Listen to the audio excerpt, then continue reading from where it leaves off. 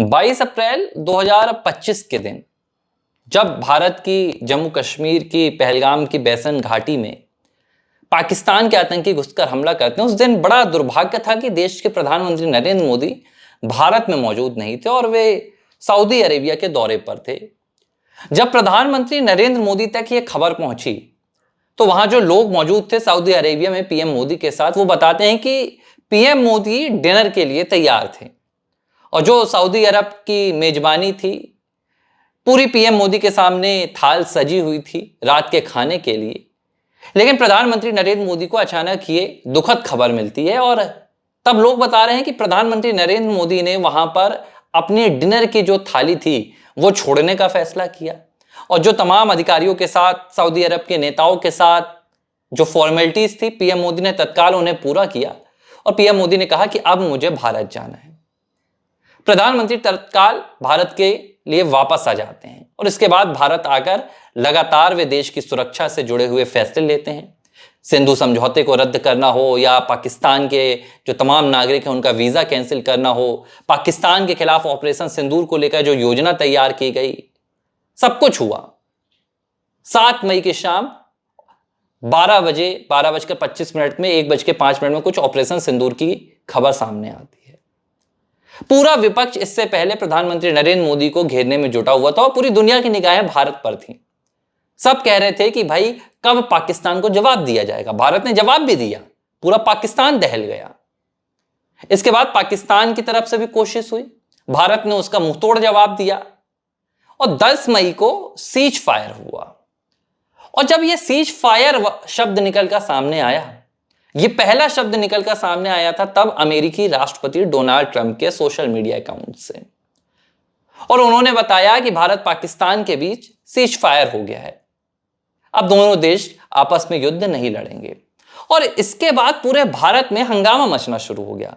विपक्ष को यहां पर सबसे बड़ा मौका मिल गया। पिछले 10 सालों में प्रधानमंत्री नरेंद्र मोदी की जो देश के भीतर और दुनिया भर में ताकत थी, उस ताकत को चुनौती देने का पूरा यहां पर मौका मिल गया था राहुल गांधी को।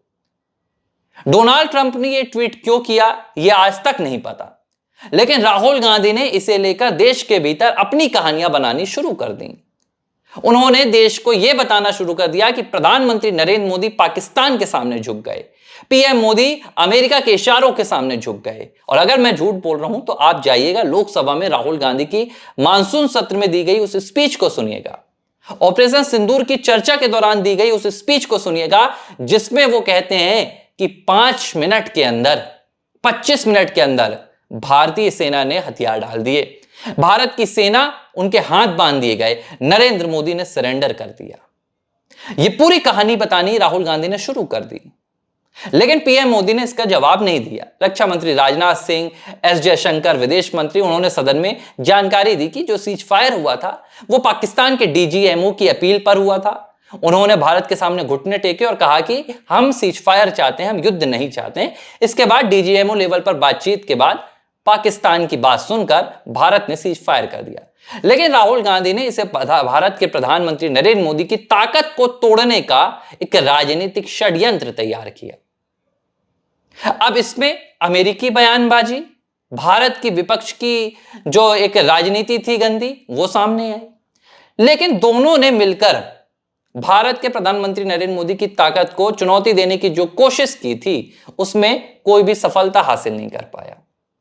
10 मई से लेकर अमेरिकी राष्ट्रपति डोनाल्ड ट्रंप लगातार 2 महीने तक करीब 56 से 57 बार यह बात दुनिया भर में जा जाकर सुनाते रहे कि हमने भारत पाकिस्तान के बीच सीज फायर कराया है, ट्रेड का हमने वादा किया था, ट्रेड डील का हमने धमकी दी, थ्रेट दिया और हमने सीज फायर करा लिया।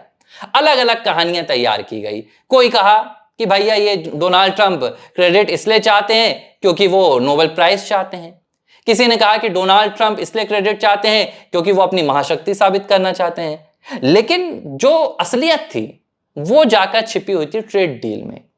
देखिए, मैं नहीं समझता, 2 महीने हो गए मैं भी देख रहा हूं, नोबेल प्राइज कोई ऐसा प्राइज नहीं है जिसके लिए डोनाल्ड ट्रंप को इतनी मशक्कत करनी पड़े कि उन्हें 4 देश, भारत जैसे देश, दुनिया भर के देशों का एक समर्थन पत्र हासिल करना पड़े। बराक ओबामा को नोबेल प्राइज किस लिए दे दिया गया था ये उन्हें खुद नहीं पता था। और आज भी जो नोबल समिति है वो सवालों के कटघरे में ही रहती है। जब उसकी समिति नोबेल प्राइज वितरित करती है तो उसका कोई आधार नहीं रहता है। समिति किसके लिए प्राइज देती है, किस आधार पर देती है, आज तक कोई समझ नहीं पाया। तो निष्पक्षता नोबेल प्राइज की समिति के पास नहीं है, यह बात हमेशा चर्चाओं में रही है। तो Donald Trump Nobel peace prize के लिए दुनिया भर में इतना खेल नहीं खेल रहे हैं। दरअसल डोनाल्ड ट्रंप को वो ट्रेड डील हासिल करनी थी जिसमें वो अमेरिका के डेयरी प्रोडक्ट्स और अमेरिका के एग्रीकल्चर प्रोडक्ट्स को भारत में शामिल करना चाहते थे, भारत के मार्केट में घुसना चाहते थे। और इसके लिए उन्होंने सबसे पहले ये नरेंद्र मोदी की ताकत का टेस्ट लिया था जिसमें वे सीज फायर का क्रेडिट ले रहे थे। और उन्होंने देखा कि क्या भारत इसका प्रतिकार करेगा। अगर भारत प्रतिकार नहीं करता है तो साबित हो जाएगा कि भारत अमेरिका से डर रहा है। लेकिन खुलकर भारत की सरकार ने, यहां तक कि खुद प्रधानमंत्री नरेंद्र मोदी ने सदन में कहा कि किसी तीसरी विदेशी ताकत का इसमें हाथ नहीं है, ना हम भारत के मसलों पर किसी तीसरे देश को तवज्जो देते हैं। इसके बाद डोनाल्ड ट्रंप ने दूसरी ताकत का इस्तेमाल किया। यह ताकत थी टैरिफ की ताकत।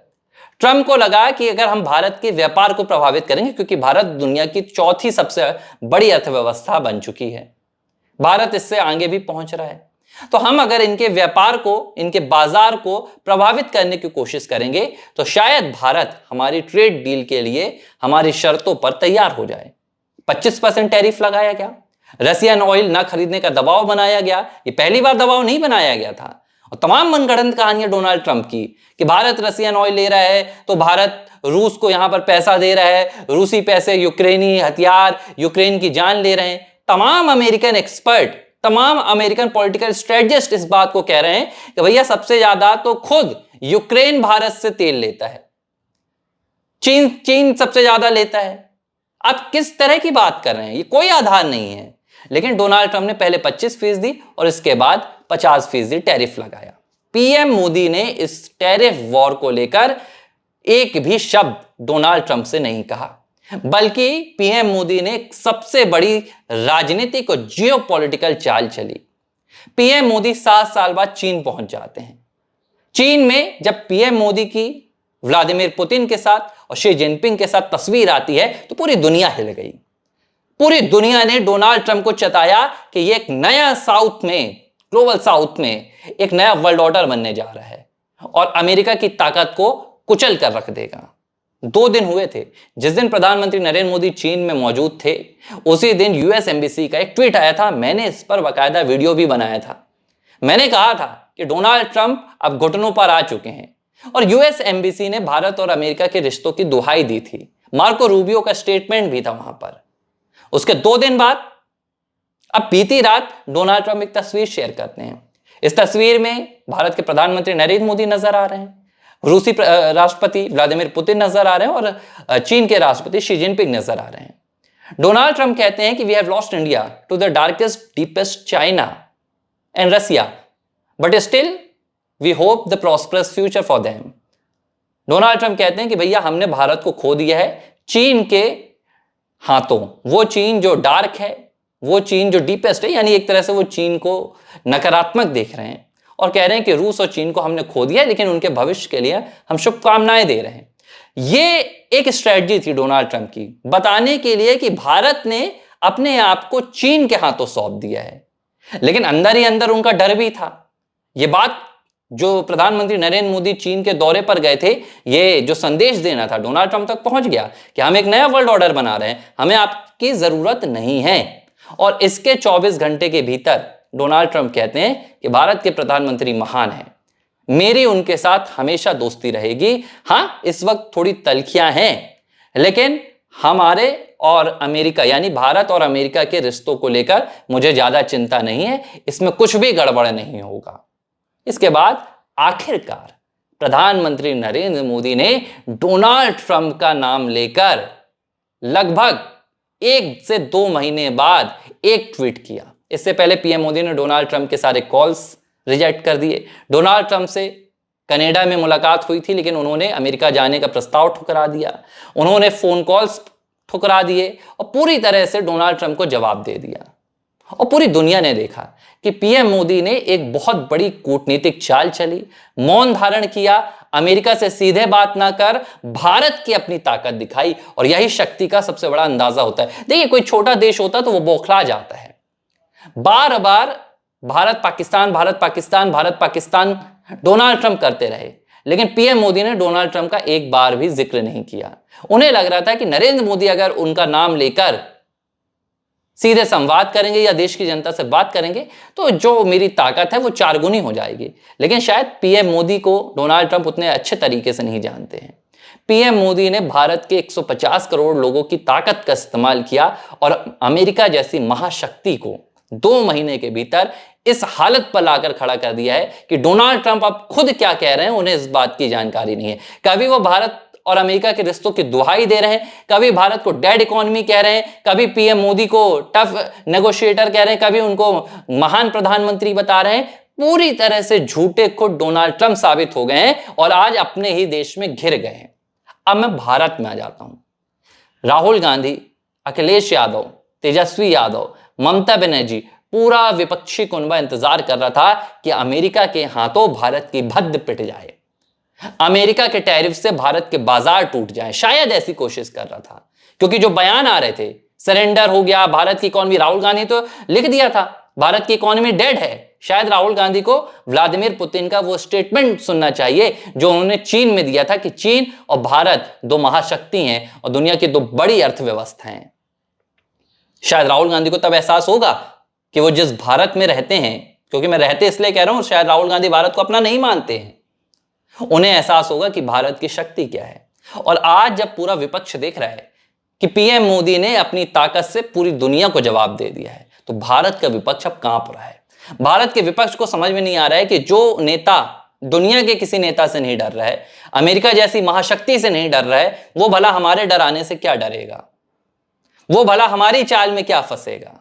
और देखिए, पीएम मोदी ने जवाब भी ऐसे दिया। वोटर अधिकार यात्रा राहुल गांधी ने निकाली, इतने बड़े आरोप लगाए, पीएम मोदी ने आज तक एक जवाब राहुल गांधी को नहीं दिया। राहुल गांधी ने क्या क्या पीएम मोदी को नहीं कहा, जवाब मिल जाएगा बिहार चुनाव के बाद। जनता पीएम मोदी के लिए जवाब देती है, यही पीएम मोदी की सबसे बड़ी ताकत है। अमेरिका का मामला आया, पूरे देश की जनता ने एक मैं होकर, एक मत होकर, एक साथ होकर पीएम मोदी की ओर से अमेरिका को जवाब दे दिया। भारत की ताकत, प्रधानमंत्री नरेंद्र मोदी की चाल, कूटनीति, अमेरिका घुटनों पर आ गया। अब देखिए, घुटनों पर आकर मतलब सीधा यही नहीं होता है कि डोनाल्ड ट्रंप माफी मांगेंगे, डोनाल्ड ट्रंप भारत के सामने गिड़गिड़ाएंगे, लेकिन जो ट्रेड डील डोनाल्ड ट्रंप अपनी शर्तों पर चाहते थे, अब वो भारत की शर्तों पर होगी। और जो तमाम जो अब नरम रुख सामने आ रहा है, आप देखिए 2 से 4 दिन के भीतर डोनाल्ड ट्रंप कहेंगे कि भैया वो भारत से खुश हैं, भारत से ऐसी बात हुई, भारत से वैसी बात हुई, हम भारत पर लगाया हुआ टैरिफ अलग कर रहे हैं। क्योंकि कई ऐसी अमेरिकन खबरें सामने आ रही हैं जिसमें अमेरिका के व्यापारी कह रहे हैं कि भैया आपके टैरिफ से तो हमारी फैक्ट्रियां बंद हो रही हैं, भारत में क्या हो रहा है हमें उससे लेना देना नहीं है, क्योंकि भारत से जो माल आता था उससे तो हमारे कल पुर्जे मिलते थे, हमारी फैक्ट्रियां चलती थी। तो डोनाल्ड ट्रंप, आपने तो अमेरिका की ही इकोनॉमी यहां पर डेड घोषित कर दी है, तो भारत के साथ संबंध सुधारिए और अपनी इस चाल को अलग कीजिए और भारत के प्रधानमंत्री मोदी से बातचीत की कोशिश कीजिए। तो ये अब नरेंद्र मोदी के साथ बातचीत की एक कोशिश है जो अब डोनाल्ड ट्रंप शुरू कर रहे हैं। पूरी दुनिया में एक संदेश चला गया है कि भारत वाकई में विश्व गुरु बनने की राह में बहुत आगे निकल चुका है। और भारत में विपक्ष अब अपने हाथ पैर, ऐसे कहावत है ना कि अपने हाथ पैर दबा कर बैठा है कि अब पीएम मोदी से टक्कर लेना मतलब अपनी सियासत को खत्म कर लेना है। ABC हिंदी न्यूज, आज ही जुड़िए हर खबर के साथ।